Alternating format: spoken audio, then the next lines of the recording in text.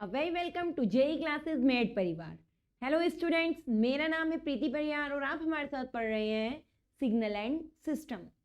आज के लेक्चर में हम यूनिट 5 स्टार्ट करेंगे जिसका नाम है जेट ट्रांसफॉर्म एनालिसिस। ये हमारी बेसिक सिग्नल की या बेसिक सिग्नल एंड सिस्टम की लास्ट यूनिट है। अभी तक हमने बेसिक सिग्नल एंड सिस्टम मतलब क्या होता है वो पढ़ लिया है, Fourier transform, Fourier series, discrete transform, Laplace और state variable analysis and last हमारा है जेट ट्रांसफॉर्म एनालिसिस। तो लास्ट यूनिट ये आ गई है। अब ये जो यूनिट है जेट ट्रांसफॉर्म, क्या बताया था कि अगर आपने स्टार्टिंग में फोरियर ट्रांसफॉर्म पढ़ लिया है, जिसने डिस्क्रीट भी अगर पढ़ लिया है या फिर लाप्लास ट्रांसफॉर्म पढ़ लिया है, उसके लिए ये वाली यूनिट क्या हो जाती है, बहुत इजी हो जाती है, क्योंकि सारी चीजें जो हम पीछे पढ़ चुके हैं वो ही सारी चीजों का कॉन्सेप्ट इसमें आने वाला है। बस डिफरेंस थोड़ा सा होगा किस चीज का, डिस्क्रीट का, और कोई डिफरेंस नहीं होगा। प्रॉपर्टीज जैसे हमने सारी वहां पढ़ी थी, सेम प्रॉपर्टीज यहाँ पढ़ेंगे, बस प्रॉपर्टीज में थोड़ा बहुत जो हल्का फुल्का चेंज होगा वो यहाँ देखेंगे, अदरवाइज बिल्कुल सेम सेम चलेगा। आरओसी हमने लास्ट लेक्चर में भी बताया था, जब लाप्लास का लास्ट लेक्चर था, तो आरओसी वहां वाली ही सेम यहाँ भी आरओसी होती है, बस डिफरेंस किसका होता है, डिस्क्रीट वैल्यू का। ऐसे ही जैसे हमने लाप्लास ट्रांसफॉर्म पढ़ा था, सेम लाप्लास ट्रांसफॉर्म या फोरियर ट्रांसफॉर्म ही यहाँ पर होता है, बस डिफरेंस किसका होता है, डिस्क्रीट का। तो जो हमारा जेट ट्रांसफॉर्म है ये एक तरीके से क्या है, ये समझो कि जब हम फोरियर ट्रांसफॉर्म पढ़ रहे थे, नॉर्मल फोरियर ट्रांसफॉर्म, डिस्क्रीट नहीं, कंटिन्यूअस, जब हम कंटिन्यूअस टाइम पीरियड का फोरियर ट्रांसफॉर्म पढ़ रहे थे या लाप्लास ट्रांसफॉर्म पढ़ रहे थे, तो हम क्या देख रहे थे कि हम जो लाप्लास करते थे वो कैसे सिग्नल का करते थे, वो हम करते थे कंटिन्यूअस टाइम सिग्नल का। हमारे जो सिग्नल होते थे, जो हमारी वैल्यू मिलती थी, वो ऐसे ही तो मिलती थी, x t of something, x t of कुछ भी मिल जाती थी। जैसे x t is equals to, हमें वैल्यू मिल जाती थी r t u t, r of t minus 4 इस तरीके की कोई वैल्यू मिल जाती थी, या कोई डिफरेंशियल इक्वेशन मिल जाती थी, I R plus L D I by D T, कुछ भी डिफरेंशियल इक्वेशन के टर्म में मिल गई, या एक्स टी का कोई हमें क्या मिल जाता था, वेव फॉर्म मिल जाता था। पर सारी चीजें मिलती किसमें थी, कंटिन्यूअस टाइम पीरियड में मिलती थी। सारे जो सिग्नल थे अभी तक हमारे कैसे थे, कंटिन्यूअस टाइम सिग्नल थे। तो जब हम नॉर्मल फोरियर ट्रांसफॉर्म पढ़ते हैं कंटिन्यूअस टाइम सिग्नल का, या फिर लाप्लास ट्रांसफॉर्म पढ़ते हैं किसका, कंटिन्यूअस टाइम सिग्नल का, तो वो हमने पीछे के सारे में कवर कर लिया था, लाप्लास पढ़ लिया था, फोरियर पढ़ लिया था, सिंपल। लेकिन जब हम डिस्क्रीट टाइप फोरियर सीरीज की बात करते हैं, जब हम डिस्क्रीट टाइप टाइम सिग्नल की बात करते हैं, तब हम कौन सा ट्रांसफॉर्म पढ़ते हैं, तब हम पढ़ते हैं जेट ट्रांसफॉर्म। तो jet transform analysis is used for discrete time signal where we have discrete time signal, then we use jet transform analysis। ठीक है, तो jet transform analysis एक तरीके से हमारा है क्या, किसके लिए यूज करा जा रहा है, डिस्क्रीट टाइम सिग्नल के लिए यूज करा जा रहा है। बल्कि जो हमारा लाप्लास ट्रांसफॉर्म था वो हम किसके लिए यूज करे थे, वो हम कंटिन्यूअस टाइम पीरियोडिक सिग्नल या continuous time non periodic signal के लिए यूज कर रहे थे। जेट ट्रांसफॉर्म हम कहाँ पर यूज करेंगे, ये हमारे डिस्क्रीट टाइम सिग्नल या डिस्क्रीट टाइप टाइम सिग्नल, ठीक है, चाहे डिस्क्रीट टाइप कह दो या डिस्क्रीट टाइम सिग्नल कह दो, डिस्क्रीट टाइप सिग्नल के लिए यूज करा जाता है। तो अभी तक हम जो रिप्रेजेंटेशन कर रहे थे वो एक्स टी से कर रहे थे, ये हमारे क्या थे, क्योंकि टी के रेस्पेक्ट में अगर हम देख रहे थे कि कंटिन्यूअस टाइम पीरियड था, तो अभी तक हम जो बात कर रहे थे वो किसकी कर रहे थे, कंटिन्यूअस टाइम पीरियड की बात कर रहे थे। अब जो जेट ट्रांसफॉर्म में हम बात करेंगे वो किसकी करेंगे, एक्स ऑफ एन। एन हमारा क्या होता है, जब भी हम किसी को किससे शो करते हैं, डिस्क्रीट टाइप से करते हैं, तो हम टी को किससे रिप्लेस कर देते हैं, एन से रिप्लेस कर देते हैं, तो तब हम उन सिग्नल को कौन सा सिग्नल नाम दे देते हैं, डिस्क्रीट टाइप सिग्नल नाम दे देते हैं, क्योंकि यहाँ n equals to proper value दी होती है कि एन इजिकल्स टू 0 1 2, कंटिन्यूअस नहीं रहते, बल्कि ये सिग्नल कैसे रहते हैं, इस तरीके से, एन इजिकल्स टू 0 पे मान लो कोई वैल्यू है, 1 पर कोई वैल्यू है, 2 पे, 3 पे, -1 पे, इस तरीके से होते हैं हमारे कौन से डिस्क्रीट टाइप के सिग्नल। तो अब हम बात करेंगे या डील किस में करेंगे, डिस्क्रीट टाइप सिग्नल में डील करेंगे। इसीलिए हम जेड ट्रांसफॉर्म को क्या कहते हैं कि जेड डैश ट्रांसफॉर्म जो हमारा होता है वो किसे डिफाइन करता है, डिस्क्रीट टाइम सिग्नल को जेड ट्रांसफॉर्म हमारा डिफाइन करता है। तो यही जेड ट्रांसफॉर्म की हमारी डेफिनेशन हो जाती है, Z transform is defined for discrete type signal. ठीक है, अब हमने किसी का मान लो जेड ट्रांसफॉर्म क्या माना, अभी तक हम एक्स के अंदर ही तो सारी चीजें लिख रहे थे, लाप्लास था तो एस लिख रहे थे, फोरियर ट्रांसफॉर्म था तो ओमेगा लिख रहे थे, इसी तरीके से तो लिख रहे थे। तो अब हम जो इसे वैल्यू को लिखेंगे जेड ट्रांसफॉर्म में, क्या लिख लेते हैं, एक्स ब्रैकेट में जेड। जेड ट्रांसफॉर्म है तो ब्रैकेट में हमने क्या लिख लिया, जेड ही लिख लिया। कहीं कहीं जी जी करके भी लिखा रहता है, मतलब जेड को ऐसे बीच में से काट भी देते हैं, तो फिर भी वो चीज बनाने की नीड नहीं है, हम ऐसे ही कर देते हैं। जैसे कुछ बुक में लाप्लास भी ऐसे लिखते हैं ना, ऐसे कुछ बुक में जेड ट्रांसफॉर्म भी इस तरीके से लिखा हुआ होगा, तो उसकी कोई नीड नहीं है, कैसे भी हम लिख सकते हैं। तो जेड ट्रांसफॉर्म के जब सिग्नल को हम शो करेंगे तो कैसे शो करेंगे, एक्स ऑफ जेड लिख के हम सिग्नल को उसके शो करेंगे। तो एक्स ऑफ जेड हमारा क्या होता है, Z Z Z transform of discrete signal, Z transform of discrete signal को ही हम क्या कहते हैं, एक्स जेड कहते हैं। ठीक है, या जेड ट्रांसफॉर्म एनालिसिस कहते हैं किसको, Z transform of discrete signal. तो हम क्या कह सकते हैं कि हमारा ये जेड ट्रांसफॉर्म है, ये क्या है, ऐसे लिख दो चाहे इसे जेड।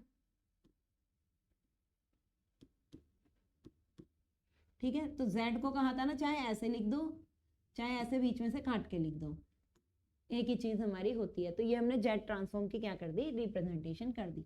इसका अब जो फॉर्मूला होता है जेड ट्रांसफॉर्म का, वो क्या होता है, जैसे अभी तक पढ़ रहे थे, n is equals to minus infinite to infinite, same discrete type signal की तरह ही इसका फॉर्मूला होता है, n is equals to minus infinite to infinite, क्योंकि जो हमारे डिस्क्रीट सिग्नल है वो कहां से कहां तक जा सकते हैं, लेफ्ट साइड में भी कहीं तक भी जा सकते हैं, राइट साइड में भी कहीं तक भी जा सकते हैं। तो minus infinite two plus infinite हो गई। किसका हमें जेड ट्रांसफॉर्म निकालना है, एक्स ऑफ एन का, मतलब जो भी हमें डिस्क्रीट टाइप सिग्नल दिया होगा उसका, इनटू जेड की पावर माइनस एन। जैसे अभी तक होता था e की पावर माइनस जे ओमेगा, इस तरीके से ही तो वैल्यू होती थी, ऐसी अब हमारी जो वैल्यू होती है वो क्या होती है, z की पावर माइनस एन। e और इसका जो मान होता है z की पावर माइनस एन का, वो होता वही है r डॉट e की power minus j omega N ही होता है। z का अगर कोई वैल्यू कहे तो जो हमारी z की वैल्यू रहती है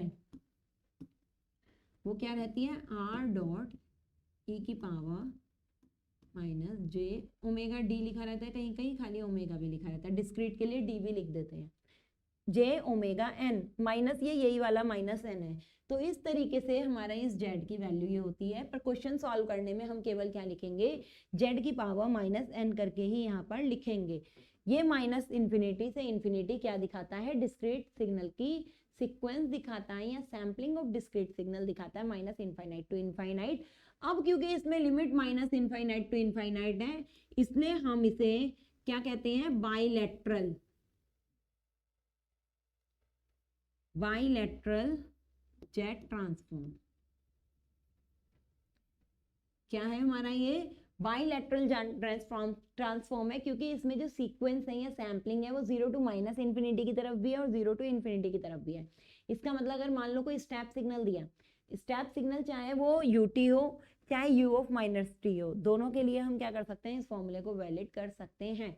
इफ अगर हमें क्या चाहिए, वन साइडेड बाइलेटरल ट्रांसफॉर्म चाहिए, उस कंडीशन में अगर हमें क्या चाहिए, वन साइडेड बाइलेटरल ट्रांसफॉर्म चाहिए, उस कंडीशन में हम क्या लिखते हैं, x of z is equals to 0 to infinity, one sided हो गया, ये यूनिडायरेक्शनल हो गया, x ऑफ n, बाकी किसी चीज में कोई इफेक्ट नहीं पड़ता, सॉल्व करने में पड़ेगा, यहाँ पर बाकी किसी चीज में कोई इफेक्ट नहीं पड़ेगा। n is equals to 0 to infinite x n dot z की पावर n। ये हमारा कौन सा होता है, यूनिलेटरल,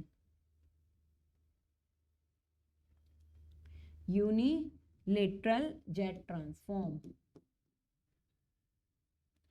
ठीक है, तो यूनिलेटरल में जो लिमिट होती है वो हमारी कहाँ से होती है, 0 टू इनफाइनाइट होती है, और या माइनस इनफाइनाइट टू 0 होती है, या तो माइनस इनफाइनाइट टू 0 या 0 टू इनफाइनाइट, और बाइलेटरल में माइनस इनफाइनाइट टू इनफाइनाइट। अगर यहाँ भी कोई, जैसे हमने पीछे पढ़ा था, लेफ्ट साइडेड सिग्नल और राइट साइडेड लैप्लास ट्रांसफॉर्म की तरह लिखना चाहे तो यहाँ भी लिख सकते हैं, लेफ्ट साइडेड जेट ट्रांसफॉर्म और राइट साइडेड जेट ट्रांसफॉर्म क्या होता है, 0 टू इनफाइनाइट वाला राइट साइडेड जेट ट्रांसफॉर्म होता है, और माइनस इनफाइनाइट टू 0 वाला लेफ्ट साइडेड जेट ट्रांसफॉर्म होता है। तो इसे भी हम लेफ्ट साइडेड और राइट साइडेड किस में तोड़ सकते हैं, जेट ट्रांसफॉर्म में कन्वर्ट कर सकते हैं।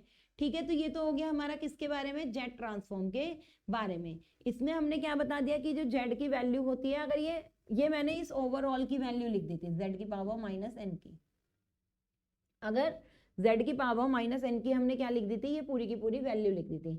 अगर कोई यहाँ से केवल z बताना चाहता है तो माइनस एन यहाँ से अलग ले लो, तो r e की पावर j ओमेगा d, कहीं कहीं पे ओमेगा d से रिप्रेजेंट रहता है, कहीं कहीं खाली ओमेगा से रहता है, तो चाहे तो ओमेगा से शो कर दो, या ओमेगा d बता रहे हो तो ओमेगा d से कर दो। ये सिर्फ ओमेगा की वैल्यू है, d कोई अलग चीज नहीं है, d ओमेगा के साथ ही है। यहाँ जो पूरी अभी वैल्यू लिख दी थी माइनस एन, और बोला भी था कि माइनस एन यहाँ है तो वही माइनस एन हमने यहाँ लिख दिया, पर यहाँ लगाना वो रह गया था। तो ये हमारी किसकी वैल्यू हो गई, जेट ट्रांसफॉर्म की यहाँ पर वैल्यू हो गई। अब यहाँ पर अगर हम इसका मॉड्यूलस निकालें, अगर हम जेड ट्रांसफॉर्म का क्या निकालें, मतलब जेड का यहाँ पर मॉड्यूलस निकालते हैं, तो जेड के मॉड्यूलस को हम क्या लिख सकते हैं, जेड के मॉड्यूलस के केस में जो ये ई की पावर वाला या ई के वाला मॉड्यूलस होता है ना, ये हमारा क्या हो जाता है, 1 हो जाता है। अगर हम इसका क्या निकालते हैं, मॉड्यूलस निकालते हैं, मॉड्यूलस के केस में ये हमारा क्या हो जाता है, 1 हो जाता है। तो हम इसे क्या भी लिख सकते हैं, यहाँ साइड में लिख दो, z इज इक्वल्स टू क्या होता है, e की पावर j ओमेगा होता है, ओमेगा लिखो, ओमेगा डी कोई इसमें वो नहीं है, और modulus of z is equals to r होता है। ठीक है, मॉड्यूलस ऑफ z को हम क्या भी लिख सकते हैं, r लिख सकते हैं। क्यों, क्योंकि जो modulus of e z omega, e की पावर j ओमेगा होता है, वो क्या होता है, 1 होता है। तो यहाँ से हमें पता लग जाता है कि मॉड्यूलस ऑफ जेड हमारा कितना होता है, r होता है। बाइलेटरल बता दिया, यूनिलेटरल बता दिया, लेफ्ट साइडेड लिखना हो लेफ्ट साइडेड लिख सकते हो, राइट साइडेड लिखना है राइट साइडेड लिख सकते हैं। तो यहाँ से अभी हमने किसके बारे में बताया, सिर्फ जेट ट्रांसफॉर्म के बारे में। अब नेक्स्ट है, एक तो आरओसी जो हमने पहले पढ़ी थी कि रीजन ऑफ कन्वर्जेंस क्या होता है। एक तो क्या होता है ROC, region of convergence of Z transform. तो region of convergence of Z transform same होता है किसकी तरह, लाप्लास की तरह। लाप्लास में तो जो हम रीजन ऑफ कन्वर्जेंस देखते हैं वो कौन से प्लेन पे देखते हैं, एस प्लेन पे देखते हैं, जबकि जेट ट्रांसफॉर्म में जो हम रीजन ऑफ कन्वर्जेंस देखेंगे वो कहाँ देखते हैं, जेड प्लेन में। किसमें, ये होता है जेड प्लेन। तो जेड प्लेन में हम क्या देखते हैं, रीजन ऑफ कन्वर्जेंस अपना देखते हैं, और रीजन ऑफ कन्वर्जेंस में यहाँ एक हमारा क्या होता है, यूनिटी सर्कल होता है। यहाँ हमारा क्या होता है, एक यूनिटी सर्कल होता है। क्यों, क्योंकि हमने अभी अभी कहा कि जो जेड बराबर वो क्या होता है, ई की पावर जे ओमेगा होता है। ठीक है, तो आर तो हमारी हो गई ये वाली रेडियस, आर तो हमारी क्या है, ये वाली रेडियस है। चलो पूरा प्रॉपर गोला ही बना देते हैं।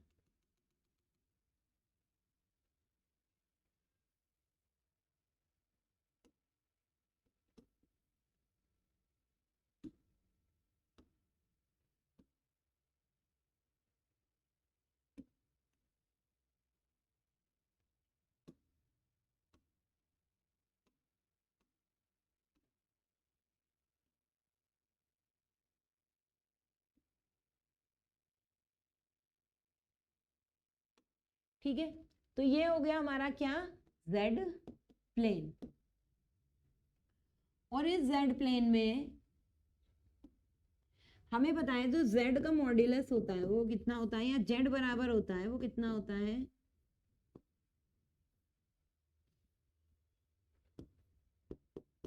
आर ई की पावर जे ओमेगा होता है, या जेड ऑफ मॉड्यूलस हमारा कितना होता है, आर के बराबर यहाँ पर होता है। तो z इज इक्वल्स टू क्या है, r e की पावर j ओमेगा। इसका मतलब ये जो हमारे पास आया है ये किसको रिप्रेजेंट कर रहा है, सर्कल को यहाँ पर रिप्रेजेंट कर रहा है, यूनिटी सर्कल को यहाँ पर रिप्रेजेंट कर रहा है, जिसमें कि ये तो हमारी क्या है, ये वाली चीज,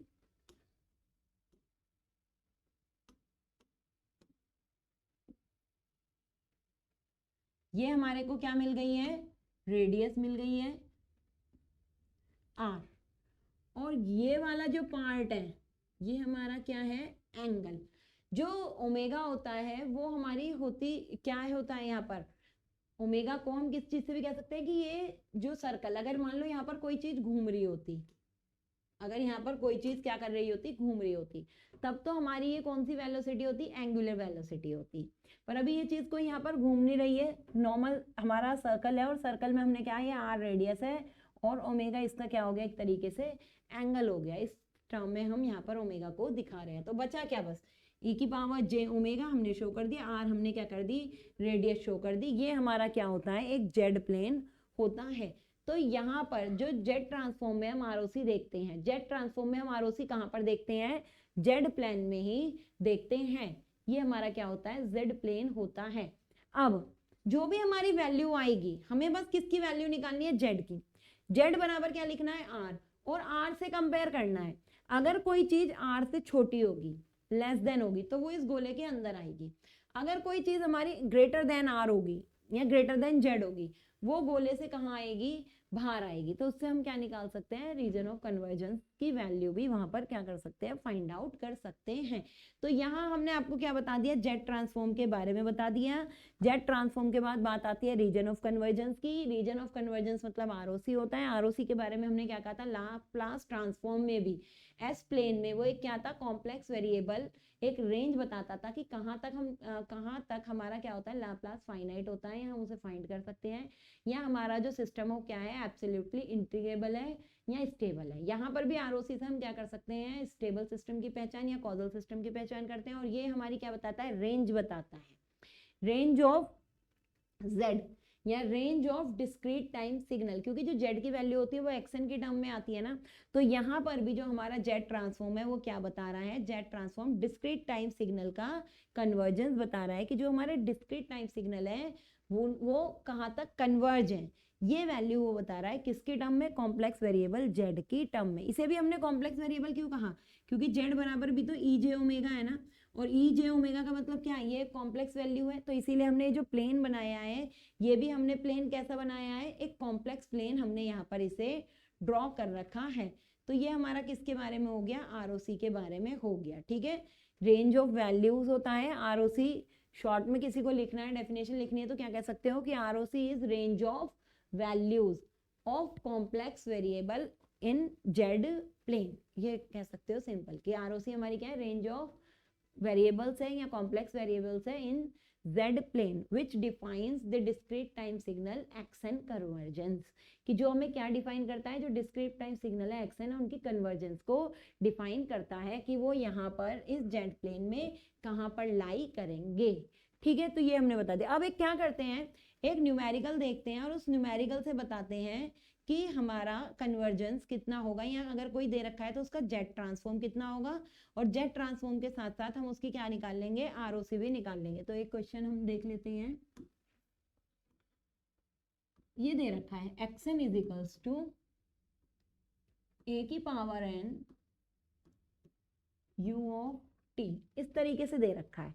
और कहा है find out the z transform and ROC of the system या सिग्नल, कि कोई डिस्क्रीट टाइम सिग्नल दिया और डिस्क्रीट टाइम सिग्नल में क्या कहा है, इसकी आरओसी बताओ और इसका क्या बताओ, जेड ट्रांसफॉर्म बताओ। तो देखो जेड ट्रांसफॉर्म अगर निकालना हो, अच्छा इससे पहले ना एक चीज और करनी थी, अब वो इसके बाद करेंगे, condition for existence of Z transform. जैसे हमने लाप्लास का निकाला था, वैसे कोई उसे अलग से करने की नीड नहीं है। लाप्लास का जैसे निकाला था ना, कि जो लाप्लास f1 ऑफ e की पावर माइनस सिग्मा होता है वो किसके अंदर लाई करता है, लेस देन इन्फिनिटी के अंदर लाई करता है। सेम वही कंडीशन हमें कहाँ भी निकालनी थी, यहाँ भी निकालनी थी।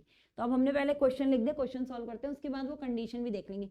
सेम एग्जैक्टली वैसे ही है जैसे लाप्लास में करी थी, कोई भी चीज अलग नहीं है, बस अलग क्या है, z की वैल्यू, z की पावर n। वहां क्या चल रहा था, लाप्लास में e की पावर s, फोरियर में क्या चल रहा था, e की पावर j ओमेगा n। ये डिफरेंस है केवल। अब हमें इसका जेड ट्रांसफॉर्म निकालना है, तो जेड ट्रांसफॉर्म जो हमारा एक्स जेड होता है वो क्या है, minus infinite to infinite x n, तो एक्स एन की जगह हमने ये रख दिया जेड की पावर माइनस एन, यही तो हमारे जेड ट्रांसफॉर्म का फॉर्मूला होता है। इसके बाद हमें बताइए यहाँ यूनिट सिग्नल है, यूनिट स्टेप सिग्नल है, जो स्टेप सिग्नल होता है उसकी क्या वैल्यू होती है कि स्टेप सिग्नल जो वैलिड होते हैं वो कहाँ से कहाँ तक वैल्यू होते हैं, ग्रेटर देन 0 टू इनफाइनाइट के लिए वैल्यू होते हैं, या 0 टू इनफाइनाइट वो हमें बाई डायरेक्शनल इनपुट देते हैं। तो यहाँ पर अगर हमें यूटी की वैल्यू 1 लिखनी है तो हम 1 यूटी की वैल्यू सिर्फ कहाँ लिख सकते हैं, 0 to infinite. Minus infinite to 0 u t की वैल्यू कितनी होती है, 0। तो अगर माइनस इनफाइनाइट टू 0 वाली वैल्यू में यूटी 0 रखूँ तो सब कुछ हमारा क्या हो जाएगा, 0 हो जाएगा, तो इसलिए हमें वो लिखने की नीड ही नहीं है। तो हम सिर्फ कितना लिख लेते हैं, 0 टू इनफाइनाइट। यहाँ चाहे आप 0 टू इनफाइनाइट लिख दो, यहाँ अगर हमें इनफाइनाइट की वैल्यू दी है n बराबर कुछ भी दे दिया, 6 दे दिया, 5 दे दिया, 4 दे दिया, तो वो लिख लो, वो तो हम एक रेंज लिख ली, ठीक है। a की पावर n, ut की वैल्यू कितनी हो गई, 1 हो गई, और बचा z की पावर माइनस n, तो इसे हम क्या लिख सकते हैं, 0 टू इनफाइनाइट a की पावर n और z की पावर n, तो a की पावर ऐसे लिख सकते हैं, देखो a की पावर n, z की पावर माइनस n है, या तो z को नीचे ले जाओ, जब 1 अपॉन z होगा तो प्लस n हो जाएगी ना, और 1 अपॉन z को क्या कहते हैं, z इनवर्स ही तो कहते हैं, तो मैंने z इनवर्स लिख लिया और पावर क्या चढ़ा दी, n चढ़ा दी। अब यहाँ पर 2-3 वैल्यू मतलब z की n की रख के देखो, क्योंकि जब n की वैल्यू रखेंगे तभी z ट्रांसफॉर्म कंप्लीटली निकलता है। यहाँ पे हमारा z ट्रांसफॉर्म निकल चुका है, लेकिन हमने इसे पूरी तरीके से लिखा नहीं ना, तो z ट्रांसफॉर्म को थोड़ा सॉल्व करके लिखते हैं। तो कैसे लिखेंगे इसे, 0 1 2 कुछ वैल्यू रख के देखो, जब इसकी पावर 0 आएगी तो किसी की भी पावर 0 होती है उसकी वैल्यू क्या होती है, 1 होती है। अब n की वैल्यू 1 रखो, जब n की वैल्यू 1 रखेंगे तो क्या आएगा, a z इनवर्स या a अपॉन z, कुछ भी लिख दो, a z इनवर्स लिखो या a अपॉन z लिखो, प्लस a z की पावर माइनस 1 का 2 प्लस a z की पावर माइनस 1 का 3 प्लस डॉटेड डॉटेड इनफाइनाइट तक ऐसे आ जाएगा। तो ये एक तरीके से ये भी आंसर हो गया, लेकिन अभी ना तो यहाँ रीजन ऑफ कन्वर्जेंस आरओसी निकली है, ना ही हमारे यहाँ पर अभी कोई वैल्यूज निकली है, वैल्यू का मतलब क्या है, ना ही अभी हमारा यहाँ कंप्लीट आंसर निकला है। अगर कोई आप ध्यान दें तो ये वाली सीरीज देखो, ये हमें कौन सी प्रोग्रेसिव सीरीज की तरह लग रही है, अगर ध्यान से देखें तो हमने मैथ्स में एपीजीपी पढ़ी थी, AP GP HP arithmetic progression series और ज्योमेट्रिक प्रोग्रेशन सीरीज, तो ये वाली जो हमारी सीरीज है वो किसकी तरह लग रही है, ज्योमेट्रिक वाली की तरह लग रही है, एपीजीपी जीपी की तरह लग रही है। तो ये वाली जो हमारी प्रोग्रेशन सीरीज है, ये वाली प्रोग्रेशन सीरीज हमारी किसकी तरह दिख रही है, एक जीपी की तरह। जीपी कैसे पहचाने में जाती है कि जो ये वाला पार्ट होता है उसको इससे डिवाइड करो, फिर इस वाले पार्ट को इससे डिवाइड करो, इस वाले पार्ट को इससे डिवाइड करो, तो जो सबका रेशो आएगा वो क्या आएगा, सेम आएगा। तो यहाँ पर जो सब रेशो है उसे क्या बोलते हैं, कॉमन रेशो। तो यहाँ पर हमारा जो कॉमन रेशो आएगा क्या आएगा, इसको इससे डिवाइड करा ए जेड इनवर्स, ए जेड इनवर्स को इससे डिवाइड करा ए जेड इनवर्स, ए जेड इनवर्स को इससे डिवाइड करा ए जेड इनवर्स, मतलब स्क्वायर को 3 से करा 1 बचा। तो ए जेड इनवर्स हमारा क्या है, कॉमन रेशो है। तो कॉमन रेशो तो हमें पता लग गया यहाँ से, यही हमारा काम आएगा किसमें, रीजन ऑफ कन्वर्जेंस निकालने में। फिर भी अब यहाँ लिखो, जीपी के समीशन का क्या फॉर्मूला होता है। जीपी में हमने 2 फॉर्मूले पढ़े थे, n टाइम्स ऑफ मल्टीप्लिकेशन या n टाइम्स ऑफ समेशन। तो n टाइम्स ऑफ समेशन का जो फॉर्मूला होता है वो क्या होता है, a अपॉन a, वहां पर क्या था, फर्स्ट टर्म। फॉर्मूला क्या होता है जीपी का, a अपॉन a होता है जिसमें पहला पार्ट मतलब पहली टर्म, तो पहली टर्म क्या है यहाँ पर 1, a अपॉन 1 माइनस जो भी रेशो है वो a अपॉन 1 माइनस आर, हम r कहते थे वहां पर रेशियो को, जब फॉर्मूला पढ़ते थे ऐसे तो पढ़ते थे a upon 1 minus r infinite तक के लिए, और जब n टाइप तक के लिए होता था तब r की पावर n में हम ये बात करते थे, लेकिन जब इनफाइनाइट तक के लिए होता है तो a अपॉन 1 माइनस आर सबसे सिंपल फॉर्मूला होता है। तो a upon 1 minus r, r हमारा कितना है, ए जेड इनवर्स हमारा किसकी वैल्यू हो गई, आर की वैल्यू यहाँ पर हो गई। तो यहाँ तो खत्म हमारा क्वेश्चन। अब इसको कोई बच्चा कैसे भी लिख सकता है, कोई ऐसे भी लिख सकता है, ये a अपॉन जेड है, जेड कहाँ चला गया, ऊपर, और जेड कहाँ चला गया, यहाँ। कोई बच्चा इसको आंसर ऐसे भी लिख सकता है, जेड को नीचे ले गए, फिर जेड एलसीएम लिया, जेड माइनस ए, और जो नीचे जेड था वो कहाँ चला गया, ऊपर, तो जेड अपॉन जेड माइनस ए, कोई ऐसे भी लिख सकता है, ठीक है। अब यहाँ पर हमें पता है कि ये जो वैलिड होगा, हम जो 0 to इनफाइनाइट के लिए इसे वैलिड कर रहे हैं, या ये जो हमने जीपी का फॉर्मूला लिखा है, जीपी के फॉर्मूले में ये होता है ना कि 1 माइनस ए जेड इनवर्स, ये जो हमारी वैलिड होती है, ये उसी कंडीशन पे तो वैलिड होती है जब हमारा जो ए जेड इनवर्स है वो क्या होगा, 1 से, ये 1 माइनस हो रहा है, तो इसका मतलब ए जेड इनवर्स हमारा 1 से कैसा होगा, छोटा होगा। अगर ये 1 से छोटा नहीं हुआ तो यहाँ पर क्या चीज हो जाएगी, 1 से छोटा अगर ये नहीं हुआ तो ये वाला फॉर्मूला हमारा नहीं लगेगा। देखो अगर ये वैल्यू हमारी 1 से छोटी नहीं हुई तो ये वाला फॉर्मूला हमारा क्या होगा, नहीं लगेगा। तो हम क्या लिख सकते हैं यहाँ पर, ये तो हमारा जेड ट्रांसफॉर्म निकल गया, एक्स जेड, खत्म हो गया यहाँ क्वेश्चन। नेक्स्ट चीज हमें बताएं कि जो ए जेड इनवर्स है, ए जेड इनवर्स की जो वैल्यू है, या मॉड्यूलस लिख लो यहाँ पर, या यहाँ क्या लिख दो, जो इसकी वैल्यू है ए जेड इनवर्स की मस्ट बी लेस देन 1, ये 1 से क्या होनी चाहिए, छोटी होनी चाहिए, ये कंडीशन यहाँ पर है, ठीक है। अब a z inverse must be less than 1, a z inverse को क्या लिख सकते हैं, a upon z must be less than 1। Z हमारा कहाँ चला गया, जेड को अगर यहाँ पर देखें तो जेड हमारा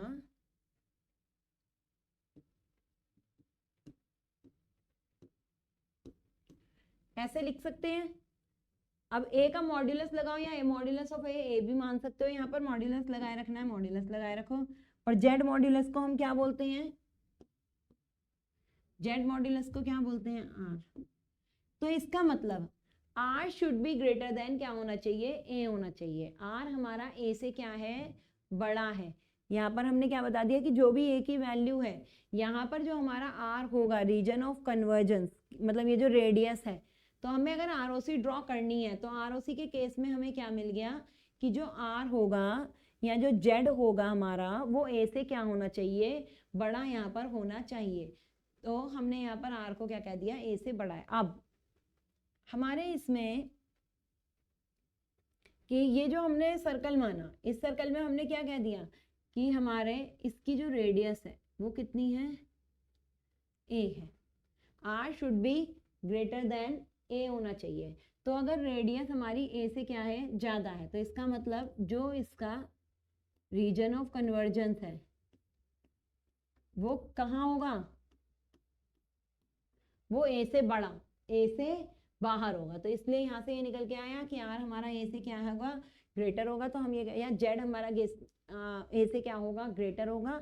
तो यहाँ पर हम क्या कह सकते हैं कि हमारा जो रीजन ऑफ कन्वर्जेंस है वो हमारा कहाँ आएगा, ए से बाहर बाहर यहाँ पर आएगा।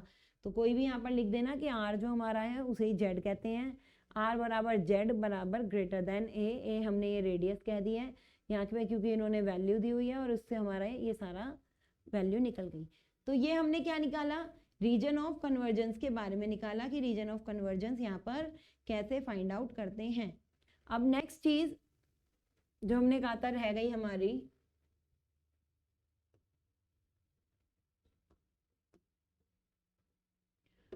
Condition for existence of Z transform, कि जेट ट्रांसफॉर्म के लिए कौन सी कंडीशन होती है, वो यही वाली जो अभी हमने आरओसी पीछे बता दी, वही आरओसी हमें अभी यहाँ पर बतानी थी कि क्या है कंडीशन ऑफ एग्जिस्टेंस। हमें पता है कि जो जेट ट्रांसफॉर्म का हमने फॉर्मूला निकाला है वो हमने क्या निकाला है, minus infinite to infinite x n e की पावर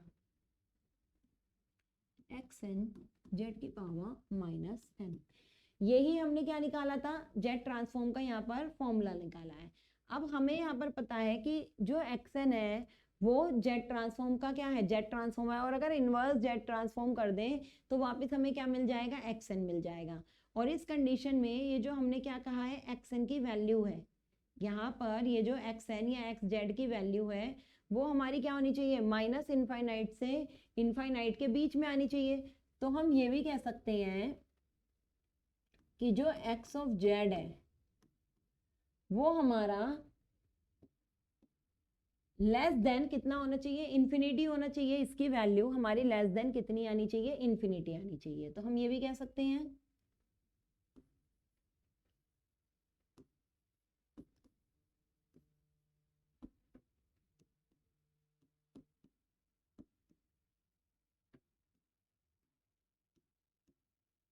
अब हमने एक्स जेड की जगह क्या रख ली, उसकी वैल्यू रख ली, और उसकी वैल्यू रख के हमने यहाँ क्या बता दिया कि जब एक्स ऑफ जेड की कंडीशन है एब्सोल्युटली समेबल होने की, या यहाँ पर इसको एग्जिस्ट करने की, जेड ट्रांसफॉर्म की कंडीशन है, तो उस कंडीशन में जो एक्स जेड की वैल्यू है उसे भी जेड से क्या होना पड़े, मतलब इनफाइनाइट से क्या होना चाहिए, छोटा होना चाहिए। तो यहाँ पर ये वाली चीज भी हमने लिख ली। अब यहाँ क्या करो, जेड की वैल्यू डाल दो।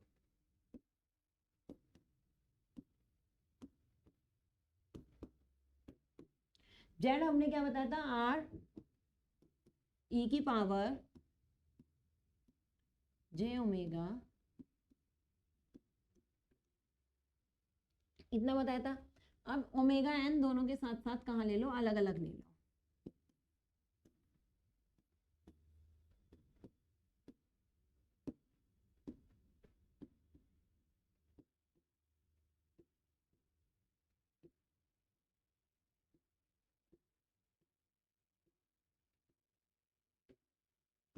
देखो ये हमारी यहाँ पे क्या आ गई है, इसकी कंडीशन आ गई है।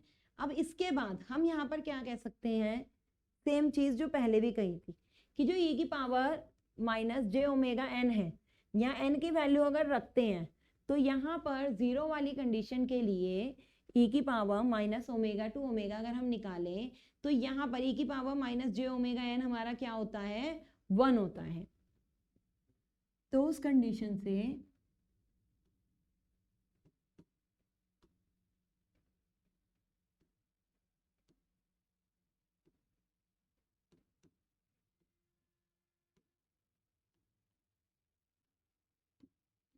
तो ये हमारी कंडीशन आ गई।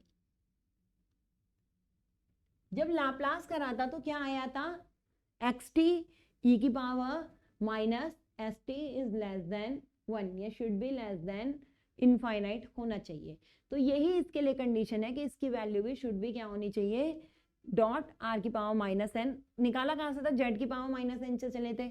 जेड मॉड्यूलस ही हमने क्या कहा था, आर मॉड्यूलस क्या आता था, उससे देखो सेम चीज तो निकली, जेड किससे रिप्लेस हो गया, वहां आर से जेड रिप्लेस हो गया। तो हमने कह दिया ये भी हमारा क्या होना चाहिए, लेस देन इनफाइनाइट यहाँ पर होना चाहिए। अब अगर मान लो यहाँ पर हम रेडियस को कितना मान लेते हैं, 1 मान लेते हैं कि जो रेडियस की वैल्यू है वो कितनी है, 1 है। उस कंडीशन में इफ रेडियस, या हमने जो सर्कल माना है वो कैसा माना है, यूनिट सर्कल मान लिया। तो यूनिट सर्कल के केस में अगर यूनिटी सर्कल माना है तो यूनिट सर्कल के केस में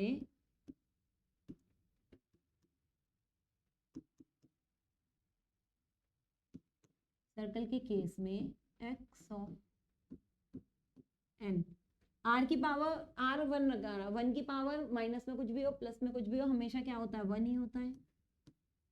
तो ये वाली कंडीशन हमने किस में देखी थी, डीटीएफटी में। डिस्क्रीट टाइम फोरियर सीरीज की ये कंडीशन होती है कि minus infinite to infinite x of n should be less than infinity. ये कंडीशन हम किस में फुलफिल कराते हैं, डीटीएफटी में फुलफिल कराते हैं। तो यहां से हमने क्या निकाल दिया, एक और क्वेश्चन निकाल दिया। तो अब ये हो गई आरओसी के लिए कंडीशन। अगर हम कहीं भी आरओसी निकाल रहे हैं और हमें रेंज देखनी है कहां से कहां तक रखनी है, तो बस एक्सएन को अपने लेस देन इनफाइनाइट रखो और किसी की भी रेंज निकाल दो, वो हमारी इजीली क्या निकल जाएगी, आरओसी निकल जाएगी। ठीक है, अब एक क्वेश्चन देखते हैं और आरओसी निकाल के देखते हैं। देखें कोई क्वेश्चन एग्जाम में या किसी में आया हुआ हमारे पास हो तो।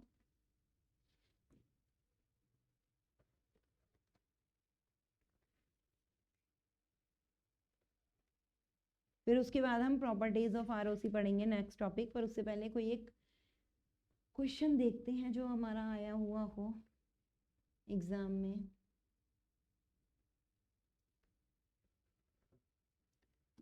X n is equals to 2 की पावर एन यूएन, ये दे रखा है और कहा है इसका जेट ट्रांसफॉर्म निकालो और आरओसी निकालो। क्या क्या चीजें कही है, जेट ट्रांसफॉर्म और आरओसी कह रखी है। ठीक है, तो अगर इसका हमें क्या निकालना है, जेड ट्रांसफॉर्म निकालना है, तो सबसे पहले बस इस वाली वैल्यू को क्या करो, फॉर्मूले में लिख दो।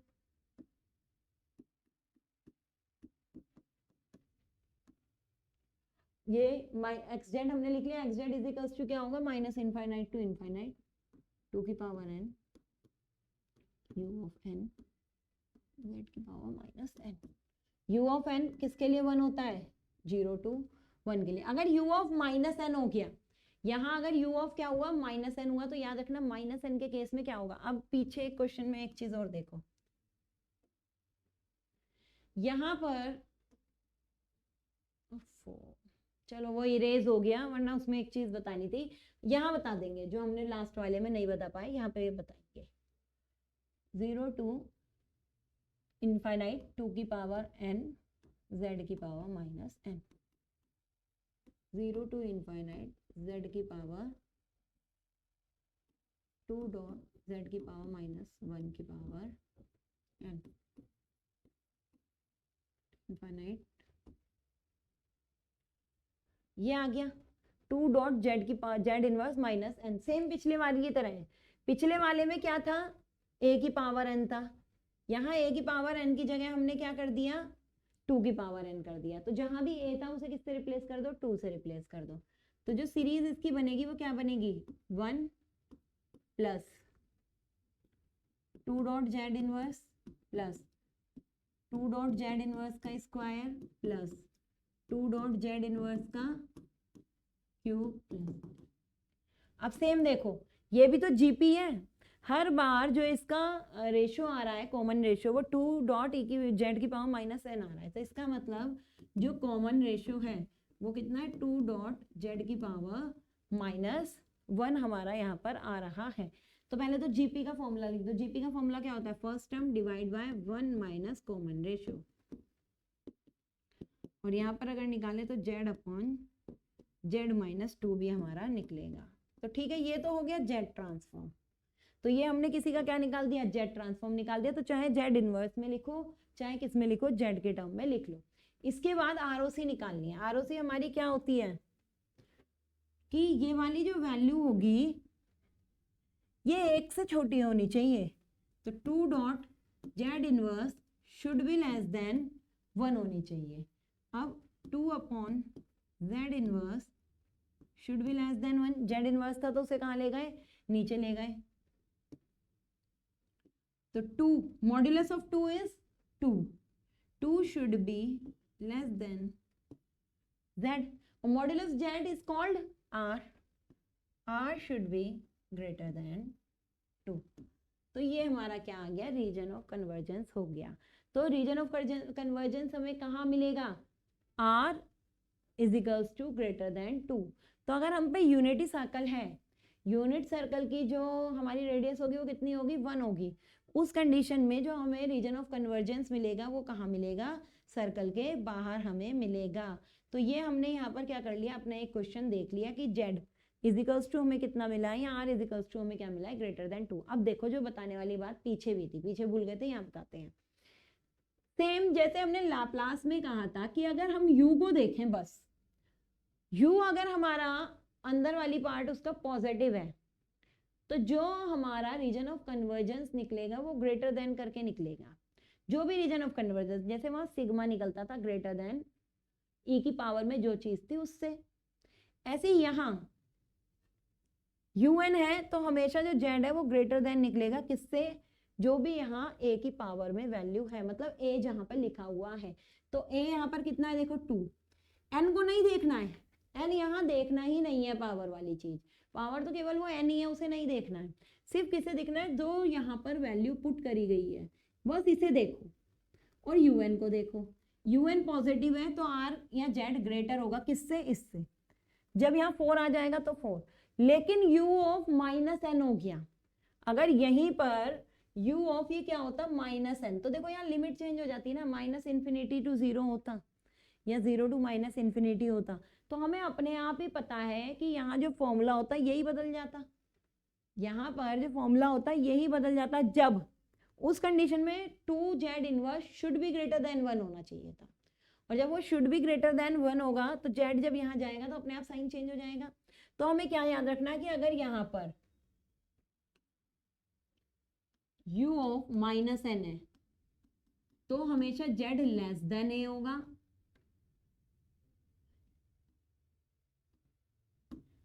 और अगर यहाँ पर u ऑफ प्लस n है तो z should be greater then n होगा। ये एक शॉर्ट ट्रिक ही हमारी है आपको बताने की, कहीं भी अगर क्वेश्चन है तो यहाँ आप देख के बता सकते हो। ठीक है, बस यहाँ a देखना है कि a क्या है। ये n चाहे माइनस में हो, यहाँ चाहे n की पावर प्लस में हो, कोई फर्क नहीं पड़ने का, सिर्फ देखना किसे है, a को देखना है। a यहाँ पर माइनस का लिखा है, प्लस का लिखा है, किसकी वैल्यू यहाँ पर लिखी हुई है, सिर्फ a को देखना है। और a को देखने के अकॉर्डिंग हम क्या कर सकते हैं, ROC को फाइंड आउट कर सकते हैं। चलो अब एक आधा क्वेश्चन और करते हैं जेड ट्रांसफॉर्म निकालने का। क्वेश्चन देखते हैं कौन सा एग्जाम में आया हुआ है। एग्जाम में मान लो ये क्वेश्चन दिया है, x1 ऑफ n दे रखा है, कितना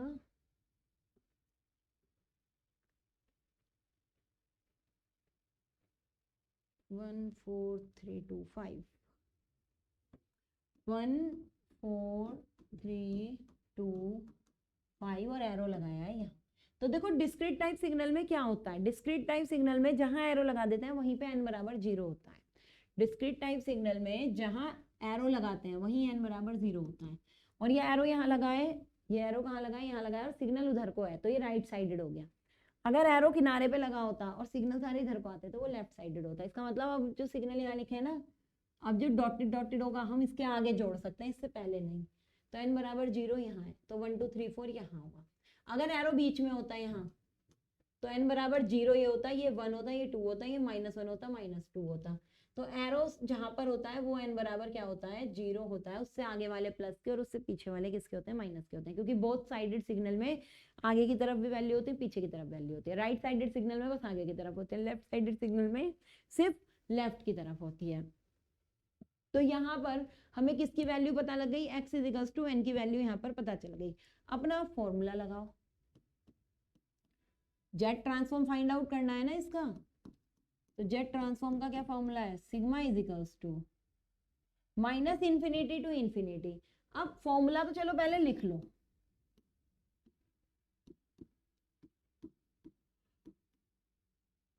फॉर्मूला तो हमने लिख लिया, फॉर्मूला लिखने में कोई गड़बड़ी नहीं है। अब देखो कि यहाँ जो xn है वो कहाँ से कहाँ तक है, n बराबर 0 1 2 3 4, ये तो केवल 4 तक है ना, तो यहाँ हमें सिर्फ यहाँ तक लिखने की जरूरत है, n इज इक्वल्स टू 0 2 4 तक ही तो लिखने की जरूरत है, क्योंकि यहाँ जो n की वैल्यूज है वो 0 1 2 3 4, सिर्फ 4 तक ही हमारे पास यहाँ किसकी वैल्यूज है, n की वैल्यूज हैं। तो लिमिट सिर्फ कहाँ तक लगानी है, 0 to 4। xn हमारा क्या है, x1n। अब ये पूरा इसके अंदर नहीं लिखेंगे, x1n z की पावर -n। बस अब ये वैल्यू लो और ये वैल्यू क्या करते चले जाओ, रखते चले जाओ यहाँ पर। तो जब n बराबर रखा 0, जब n बराबर हमने क्या रखा 0, तो n बराबर 0 पे x1n कितना है, 1 है। n बराबर 0 पर, n बराबर 0 पे x1 0 कितना आएगा, 1 आएगा। तो यहाँ पर हमने कितना लिख दिया, 1 डॉट z की पावर 0, n बराबर 0 रखा ना, तो z की पावर 0 कितना आ गया, 1। तो पहली वैल्यू तो हमारी कितनी आई, 1 ही आएगी, चाहे यहाँ पर कोई भी चीज हो। जब भी 0 की वैल्यू आएगी तो 0 वाली वैल्यू तो 1 ही आएगी। ये हमारा 1 है और यहाँ z बराबर 0, 0 पे 1 ही आएगा और जो भी यहाँ होगा उससे मल्टीप्लाई हो जाएगी, ठीक है, प्लस समीशन है ना। अच्छा, जो पीछे हमने अभी क्या कराई थी, ROC कराई थी, ROC में क्या कहते हैं, अगर वो लेस देन इन्फिनिट होगी तो क्या बोला था, समेबल होगा। जैसे अभी तक हम पढ़ रहे थे एब्सोल्युटली इंटीग्रेबल, यहाँ एब्सोल्युटली समेबल कहेंगे, ठीक है। डिस्क्रीट में क्या कहेंगे, एब्सोल्युटली समेबल सर्किट। 1 प्लस, अब 2 रखा, n बराबर 1 रखा, 1 पे क्या है 4, और यहाँ 1 रखो, z की पावर -1, तो z की पावर -1 लो, z की पावर -1 प्लस, अब क्या है 2 पे 3, z की पावर -2, 3 पे कितना है 2, z की पावर -3, 4 पे कितना है 5, 0 1 2 3 4, ये आ गई। देखो यही आंसर है, चाहे इसे ऐसे लिख दो 4/z, 3/z², 2/z, 5/z4। ये हमारा यहाँ पर क्या आ गया आंसर। अब देखो ये क्या जीपी है, 1 को इससे डिवाइड करो तो कितना आ जाएगा, 1 को अगर यहाँ डिवाइड करोगे तो कितना आएगा 4z इनवर्स। 4z इनवर्स को अगले वाले से करो तो नहीं आने का ना, 3/4 आएगा। इसको आगे से करो तो भी नहीं आने का, तो इसका मतलब ये क्या नहीं है, जीपी नहीं है। अब ये जीपी नहीं है तो आंसर और आगे सॉल्व नहीं कर सकते, यहीं पे ही आंसर आएगा।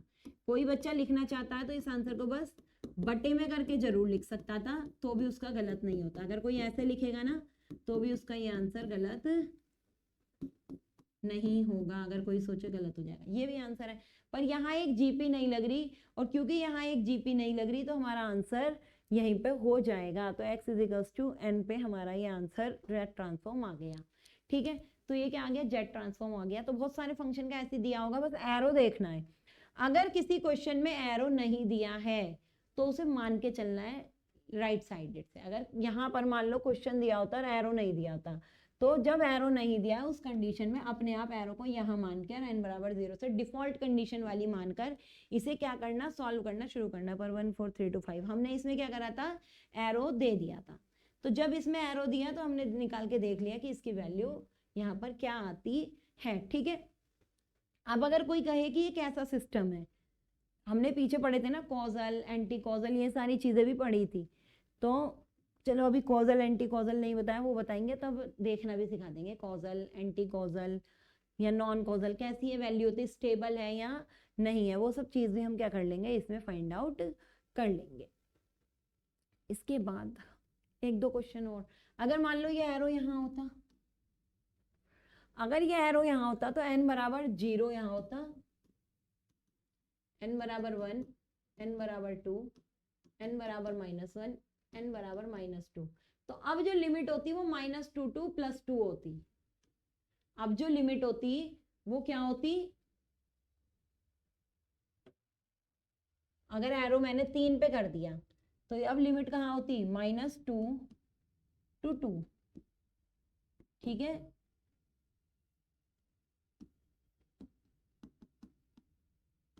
-2 to 2 होती। तो अब क्वेश्चन कैसे होता, -2 पे रखते सबसे पहले, चाहे 0 रख लो या -2 रख लो।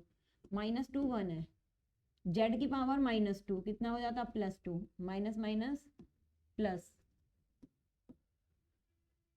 -1 रखो, -1 पे क्या होता 4, z की पावर 1 प्लस, फिर 0 रखो, 0 पे इस बार क्या है 3,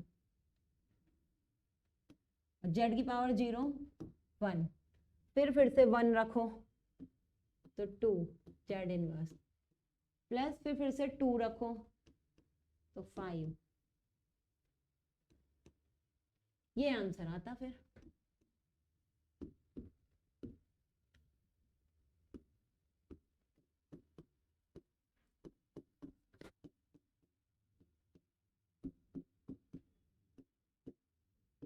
इस तरीके से उस टाइम हमारी क्या लिखी होती, वैल्यू यहाँ पर लिखी हुई होती। ठीक है, इस कंडीशन में जो सिस्टम होता है ना, अब देखो सिस्टम क्या कर रहा है, पीछे की वैल्यू पे भी डिपेंड कर रहा है, आगे की वैल्यू पे भी डिपेंड कर रहा है। तो यहाँ पे जो हमारा सिस्टम होता है वो नॉन कॉजल होता, जबकि जो पहले वाला हमारा सारा सिस्टम था वो कैसा था, कॉजल था। तो कॉजल और नॉन कॉजल अभी नहीं बताए, एंटी कॉजल, तो अभी उसे यहाँ पर छोड़ देना। ठीक है, अब चलो देखते हैं कोई एक आधा क्वेश्चन और। यूनिट सर्कल, अच्छा वो आगे था यहाँ पे क्वेश्चन, एक आधा क्वेश्चन देखते हैं कुछ और अगर हमारे पास है तो।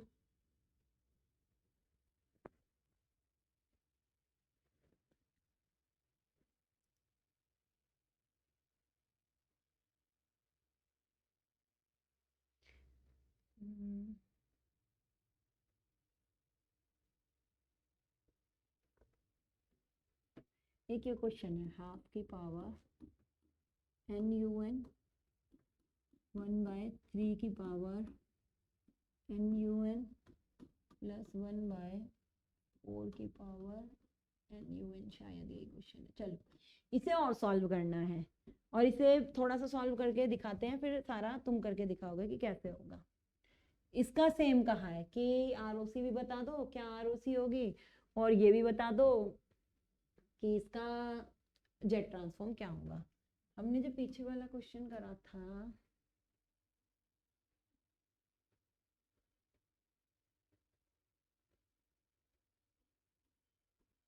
वहां एक ही पावर नहीं थी। देखो इसकी आरओसी निकालने का एक तरीका तो डायरेक्ट है ना, ये एक ही पावर एन दे रखी है, यूएन दे रखा है, एक ही पावर एन यूएन दे रखा है, तो मैं आरओसी तो देखो डायरेक्ट बता सकती हूँ ना। यहाँ पर जेड यूएन है, यहाँ पर यूएन है ना, तो यूएन का मतलब तो Z greater than half, Z greater than 1/3, Z greater than 1/4।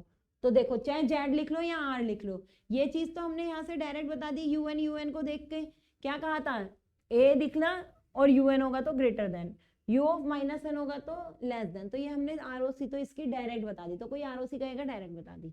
Z transform बस मैं लिख देती हूँ, सॉल्व आपको करना है, माइनस इनफाइनाइट टू इनफाइनाइट 1/2 की पावर एन un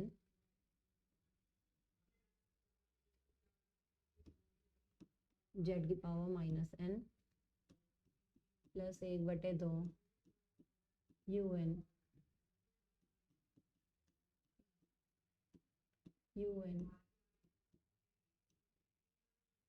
जेड की पावर माइनस एन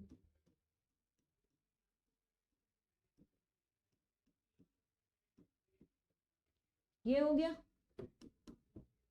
बस ये फॉर्मूला लगा दो। अब कहां से लगेगा, यूएन आ गया ना सब में, तो यूएन के केस में क्या होगा 0 to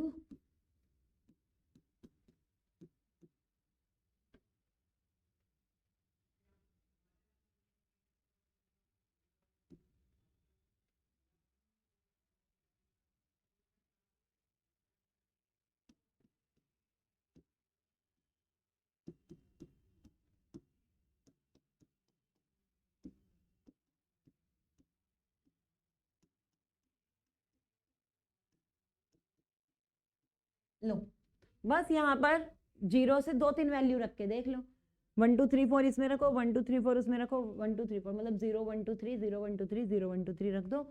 अब तीनों में ही यहाँ पर अगर देखोगे जीपी लग जाएगी, जब भी ए की पावर एन यूएन की टर्म में हो तो हमेशा जीपी लगती है, तो यहाँ पर जीपी लगा के क्वेश्चन को क्या कर सकते हैं सॉल्व। एक मैं वो भी देखती हूँ, ए की पावर माइनस वाला भी कोई देखते हैं कि हम पे है यहाँ पर या नहीं, ए की power 2n u minus N, हाँ चलो एक क्वेश्चन और मिल गया, इसे करके देखो, ये अच्छा क्वेश्चन है 2 की पावर, और इसे इससे भी समझ में आएगा कि जो हम अभी तक हम शॉर्टकट कर रहे थे वो सॉल्व हो रहा है या नहीं।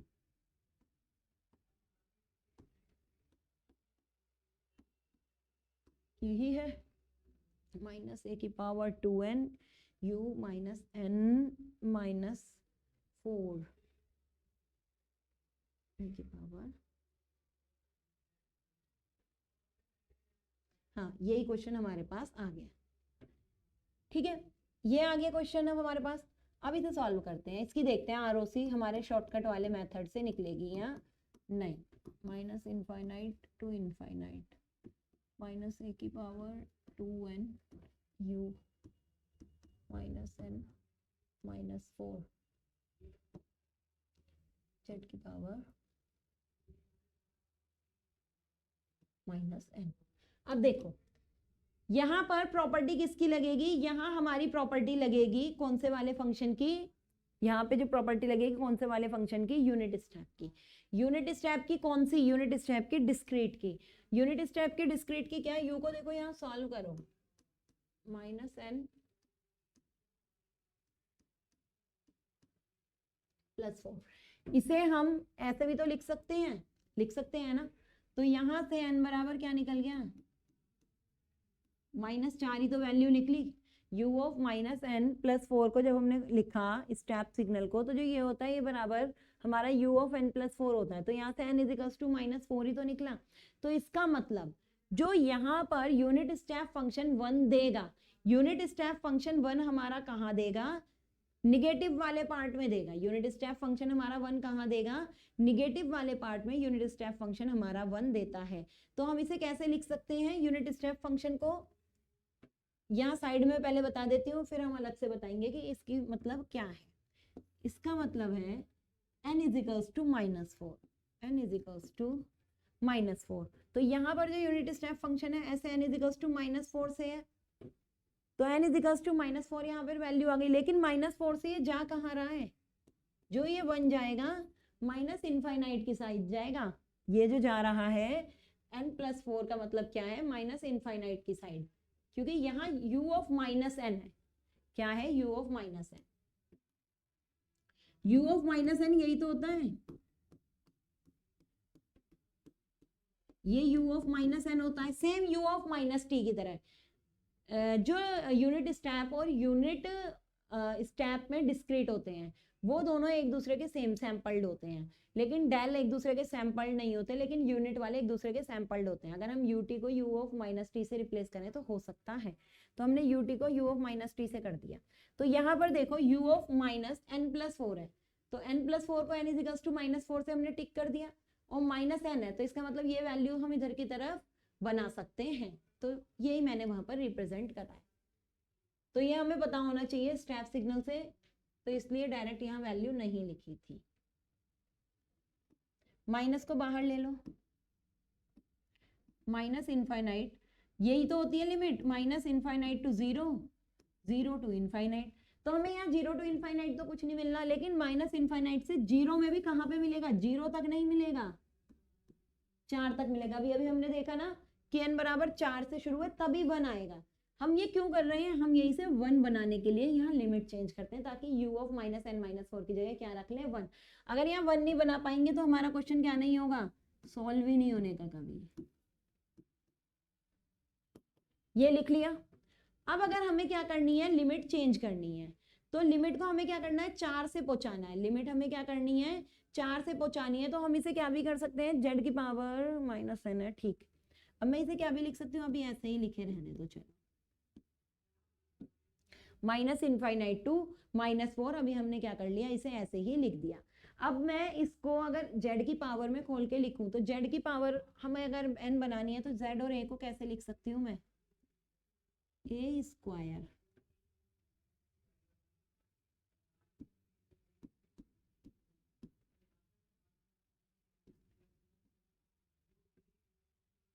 यही तो कर सकते हैं।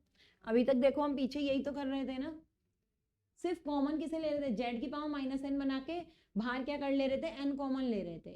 बाहर को हम किसे ले रहे थे, n कॉमन ले रहे थे, n का मान लिखने के लिए। तो बस यहाँ n हमारा क्या आ जाएगा, कॉमन आ जाएगा, n बाहर गया, -1 बनाया, n कॉमन गया। पीछे वाले से ही बिल्कुल कंपेयर करके दिखा रहे हैं ताकि कोई कंफ्यूज नहीं होगा कि क्या अलग चल रहा है। सेम ऐसे ही लिख लिया। अब इस वाली चीज को हम पॉजिटिव में ऐसे भी तो लिख सकते हैं,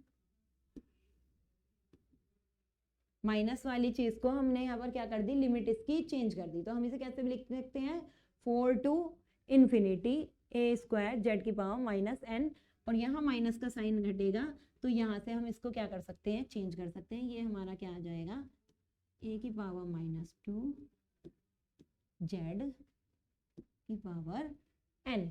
यहाँ से ये जो लिमिट है इसके साइन को हमने क्या कर दिया, चेंज कर दिया। तो जब इसका साइन चेंज करेंगे तो यहाँ पे जो भी अंदर पार्ट होता है ऐसे होता है ना, जैसे माइनस इनफाइनाइट टू 0 है और यहाँ x ऑफ t है, तो हम क्या कर सकते हैं, इसे 0 टू इनफाइनाइट, और ये हो जाता है x ऑफ -t। जो लिमिट हम चेंज करते हैं किसमें भी, चाहे ये हो, ये लिमिट चेंज का रूल है, तो वही लिमिट चेंज का रूल हमने यहाँ पर लगा दिया। ठीक है, तो ये हमारा हो गया माइनस इनफाइनाइट टू 4। ये हम पहले भी कर सकते थे पर यहीं पे ही करके दिखा दिया।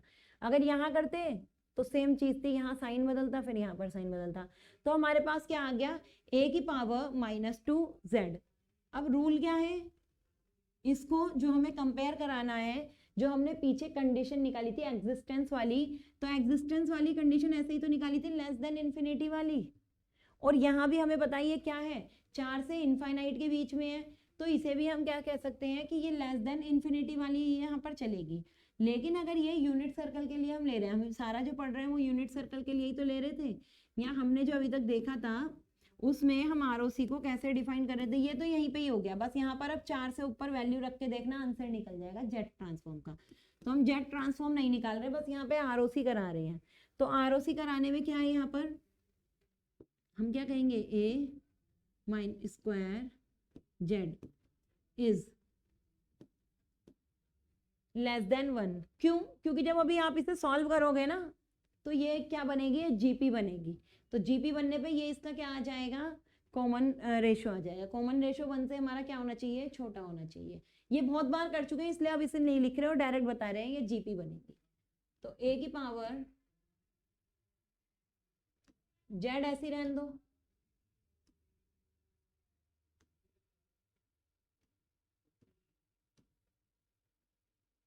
जेड यहीं रहने दो, ए नीचे गया स्क्वायर और स्क्वायर यहाँ पर गया, तो Z should be less then A square. ये हमारा क्या आ गया, यहाँ पर कंडीशन आ गई। अब सेम तरीका चेक करने का, क्या कहा था, बस ये एन को छोड़ दो, ए का फैक्टर देखो, तो ए वाला फैक्टर हो गया ए स्क्वायर, ए स्क्वायर। अगर u यहाँ माइनस का है तो साइन आएगा लेस देन, अगर u प्लस का होता है, u के अंदर जो भी वैल्यू है वो प्लस की होती है, तो साइन किसका आता है, ग्रेटर देन। तो यहाँ पर अगर मैं माइनस कॉमन ले लेती हूँ तो n+4 बन गया ना, तो इसका मतलब n तो माइनस का ही है ना, बस n के आगे देखो क्या है, n के आगे जो साइन होगा उससे पता लग जाएगा, लेस देन और ग्रेटर देन, हो गया डायरेक्ट। तो ये है डायरेक्ट मेथड। तो चाहे डायरेक्ट मेथड लगाओ या फिर हम इसे एक्सप्लेन करके लगा सकते हैं। तो आज हमने लेक्चर में क्या पढ़ लिया, जेड ट्रांसफॉर्म कैसे निकालते हैं किसी का भी। अब इनवर्स भी ऐसे ही निकलता है, हमने जेड देख लिया ना, अब इनवर्स भी सीख लेंगे। सेम लाप्लास निकाला, इनवर्स लाप्लास भी फिर करा था ना पार्शियल से, ऐसे जेड निकालने के बाद इनवर्स जेड करेंगे पार्शियल से। इनवर्स जेड करने के बहुत सारे मेथड होते हैं, पर हम सबसे सिंपल वाला मेथड से सॉल्व कर लेंगे। तो ये हो गया जेड ट्रांसफॉर्म निकालना, आरओसी निकालना, आरओसी क्या होती है। नेक्स्ट लेक्चर में हम क्या करेंगे, आरओसी की प्रॉपर्टीज पढ़ लेंगे बहुत जल्दी से।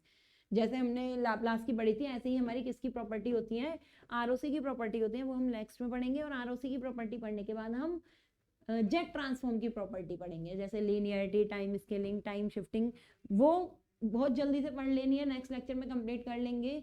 क्यों? क्योंकि सेम किसकी तरह है, जैसे अभी तक फोरियर और लाप्लास पढ़े थे, एग्जैक्ट उसकी तरह ही है।